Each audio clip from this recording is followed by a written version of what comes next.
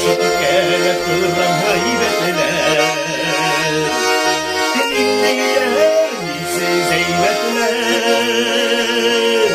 O ayrısız da zorsuz da bilir. Irmaklarda yaşlanabilir.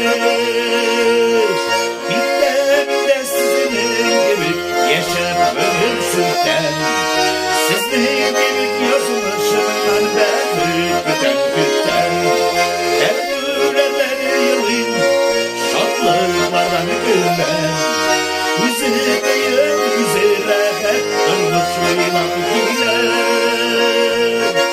İntemde sizin gibi yaşar ölümsüzden. Sizin gibi yazılışımdan